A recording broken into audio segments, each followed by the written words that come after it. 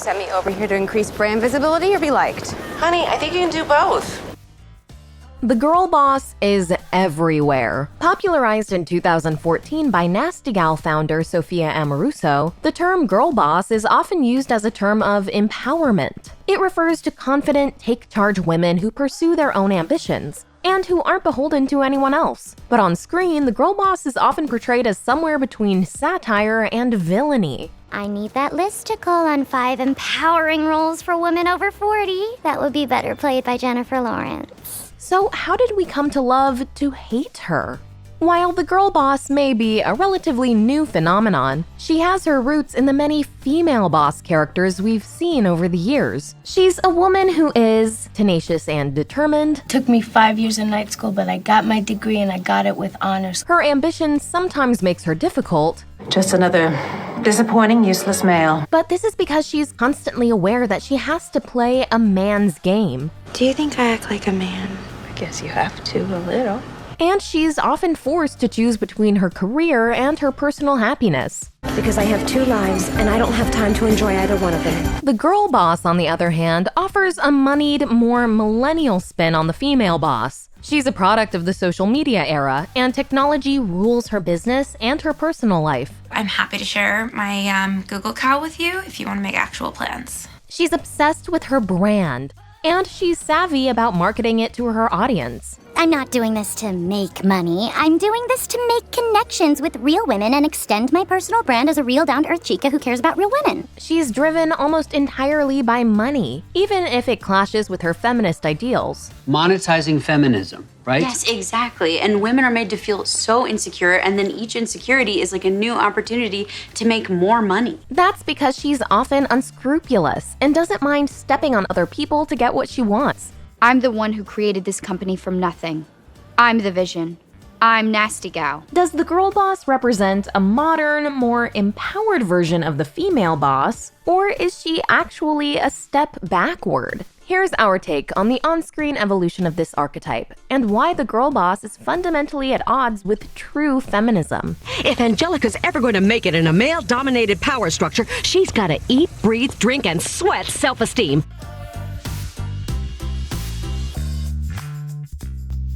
If you're new here, be sure to subscribe and hit the bell to be notified about all of our new videos.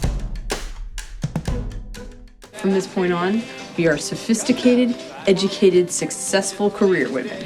Strong, empowered women have been seen on screen since the advent of film. This is my office. I'm only interested in making automobiles here. That's what you're being paid for. Is that plain? Yes, I guess it is.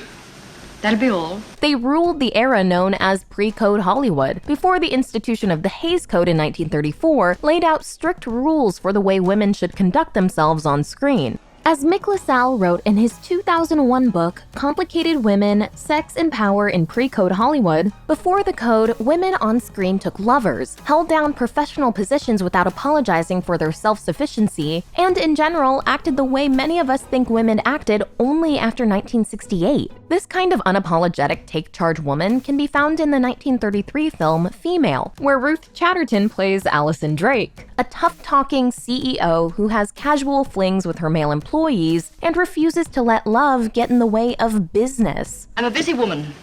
I can't be annoyed with jealous or moody men about me. But I love you. That's enough of that. Although the film eventually ends up bringing Allison to heel with marriage and sees her surrendering her company to her new husband, it also mocks those societal demands, showing the performative lengths Allison has to go to just to be properly humbled. Gentle and feminine, eh?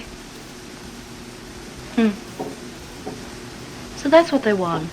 We strive to please. But by the very next year, a new era had dawned on Hollywood. The Hays Code forbade characters like Allison Drake, maintaining that films should reinforce that a woman's place is in the home. The few professional women in film were always aware they were in a man's world temporarily, until they found their rightful place as a wife and mother. You're a newspaper man. That's why I'm quitting. I want to go someplace where I can be a woman. Work usually left them unhappy. You buried your emotions and all your painful memories. And with them, the little song which expresses the fulfillment of love, and proceeded to escape into a loveless world of work. And turned them unladylike in the process. You dominated him, as you attempted to dominate all men, to force all men to accept you as superior to them. What's the answer? Perhaps some man who will dominate you. This attitude prevailed on screen until the 1980s, when the increasing numbers of women in the workplace led to a parallel rise of movies and TV shows celebrating them. When you start snapping photos of serious, successful businessmen in unzipped jumpsuits with wet lips straddling chairs, then we'll talk. The era of the female boss was reborn. Still, she wasn't entirely free of the sexual politics that kept her reined in. Do you need any money? Oh, for God's sake, Jim, I make as much as you do. Is that true, Miles? We can see this struggle illustrated in Mike Nichols' 1988 film Working Girl, which gives us two subtypes of female boss. Sigourney Weaver's Catherine is the classic boss bitch. She's determined to the point of being ruthless, a woman with such a carefully curated idea of herself that she often comes across as unfeeling. I think he's gonna pop the question. We're in the same city now. I've indicated that I'm receptive to an offer. I've cleared the month of June. And I am, after all, me. She is constantly aware that she's operating in a man's world, and she does it adversarially. You know, you don't get anywhere in this world by waiting for what you want to come to you.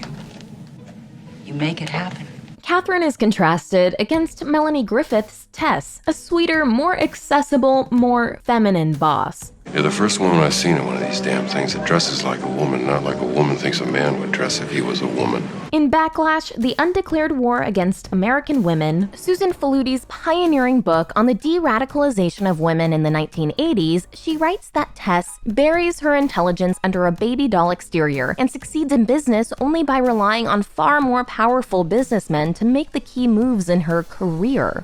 If I can get Armbruster up here, will Trask take the meeting? Tess is a softer, less threatening vision of the working woman that was made more palatable for an era when feminism was under assault, diminished and derided by President Ronald Reagan and conservative commentators like Phyllis Schlafly. I think some women like to blame sexism for their failures instead of admitting they didn't try hard enough. As Faludi notes, many of the working girl films of this time period saw women set against women. Women's lives were framed as morality tales in which the good mother wins and the independent woman gets punished. We see this manifest in how Working Girl pits Tess against Catherine. At first, Tess is excited to have a female mentor. I mean, she takes me seriously. And I think it's because, and I know you hate when I say this, but I think it's because she's a woman. But they quickly become adversaries. Catherine steals Tess's business idea. It was my idea.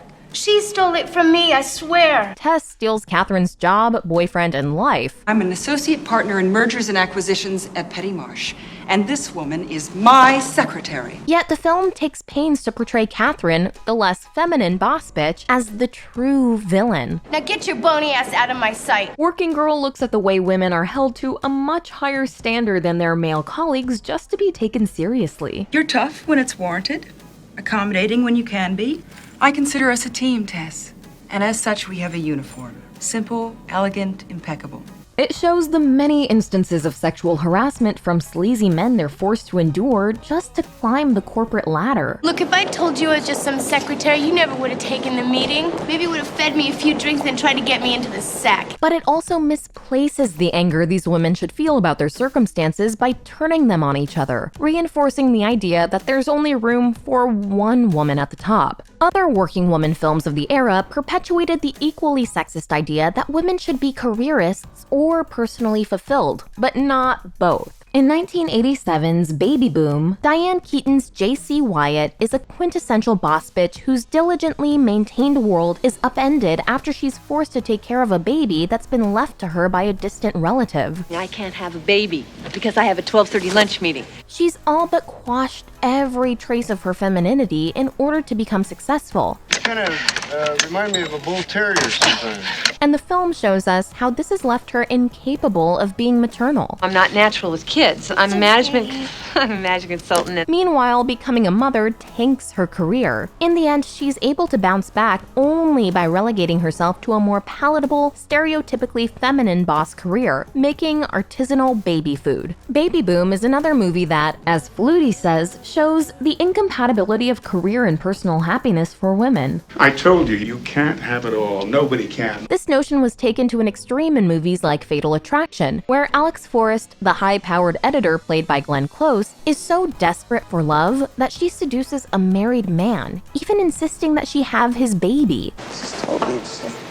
I'm 36 years old. It may be my last chance to have a child. Alex. Although Fatal Attraction is obviously an exaggeration, portrayals of the boss bitch have long shown her as cold and lonely, as an icy perfectionist who can be downright cruel. There's some reason that my coffee isn't here. Has she died or something? And whose success comes with the price of a miserable personal life. Dragon lady.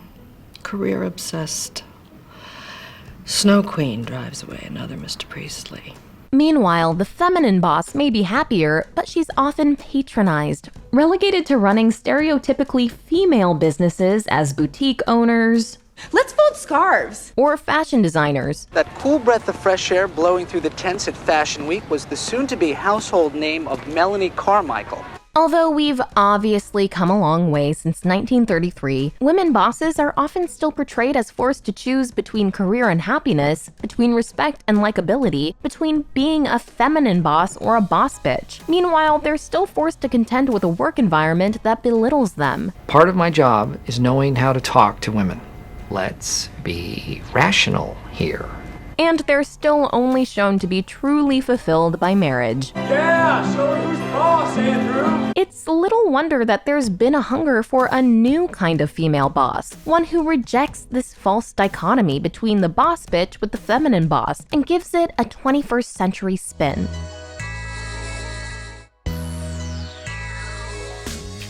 Ka-ching! Always looking out for the bottom line. Oh. Thank you. Nasty gal Sophia Amoruso didn't just popularize the term girl boss, she embodies it. I am a girl. And that shouldn't be a bad thing. In just 5 years, Amoruso went from selling vintage clothes on eBay to running her very own online boutique with $100 million a year turnover, founding the Girlboss media company, and even becoming the subject of a Netflix series based on her rise, also titled Girlboss. Looking at a lot of Benjamins. But with Amoruso's success came swift backlash. Nasty Gal was hit with lawsuits alleging that it had stolen from female designers and that it had fired employees who were about to enter maternity leave. The Girlboss, the show, and Amoruso's concept was decried almost instantly, in the words of the New York Post, as a feminist fraud. One of the main issues with the Girlboss version of feminism is that only a certain kind of woman can become one. She's aided by her privilege, whether she realizes it or not. Like Justine, the Girlboss character on Hulu's Shrill, the average Girlboss is a white, upper-middle-class woman who's also conventionally attractive. I was the youngest female CEO of a Fortune 500 company.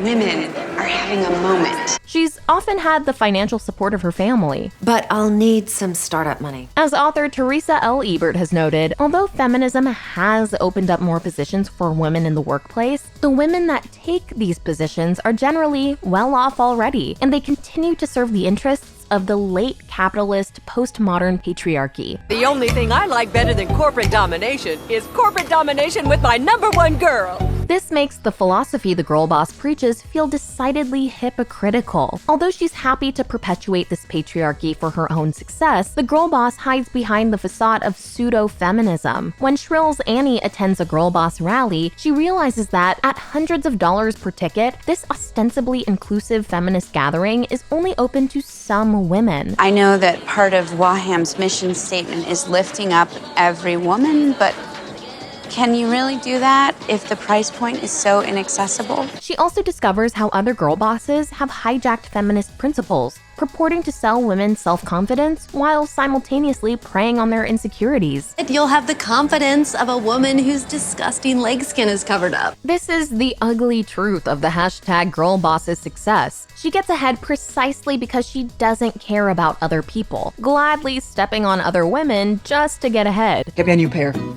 Actually, let me try those on. But these are my favorite jeans. I've had them since high school. Perfect, so they're already broken in. To the Girlboss, this includes the women who helped her along the way, even her closest friends. I thought that you, as a friend, would want me, your friend, to be a part of Nasty Gal. Everything you do could be done by an intern. The Girlboss largely reduces feminism to branding. You're worth it.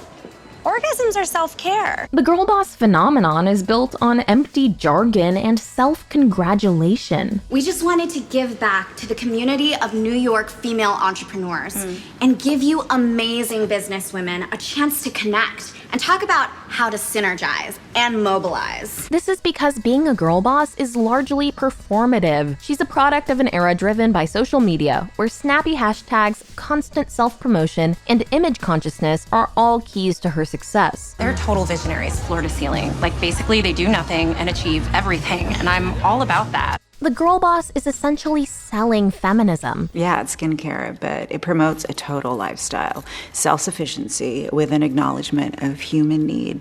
That's flam. And she takes the boss bitch stereotype of being forced to choose work over happiness to its opposite extreme. The girl boss appears to effortlessly juggle both her personal life and a career, because her life is posed and scrubbed for social media perfection. The brand of girl boss feminism is, as Pajiba's Kaylee Donaldson says, toxic and exploitative and shallow as all hell, but it's also essentially the only mainstream image of feminism that is sold to us. Whether it's how to rock a romper at a work event or who you should be voting for, a woman is the person to ask.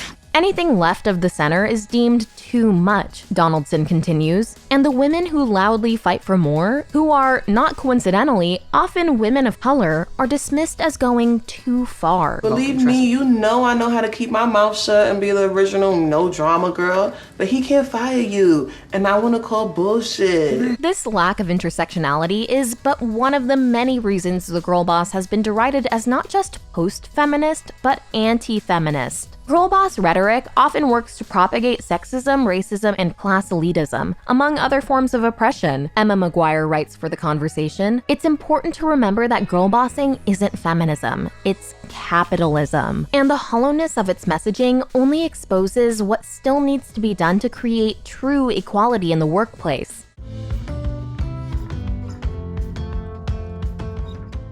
Men don't need to be like constantly told that they're powerful. It's because they're in power. And women, I mean, we were like screaming in huge pink letters that we're powerful just to try and convince ourselves. All women face unique struggles at work, regardless of their place in the hierarchy. When they don't fit the patriarchy-approved mold, they're often framed not as a boss bitch, but just a regular bitch. When I am assertive, I'm a bitch.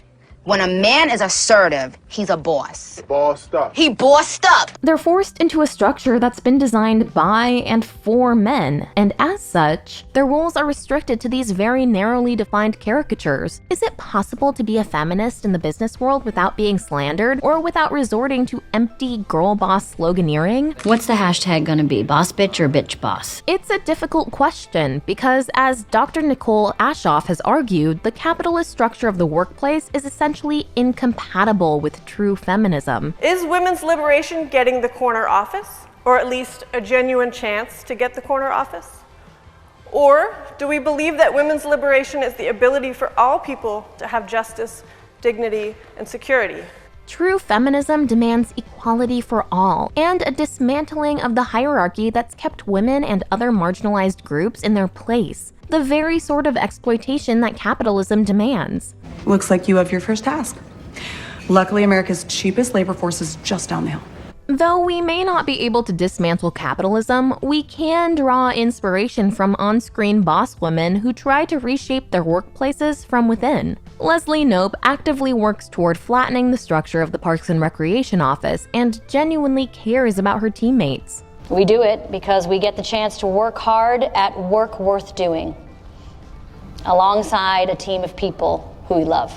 This enables her to empower them, giving them opportunities that help them to make successes of themselves, both at work and in their personal lives. I am so proud of you.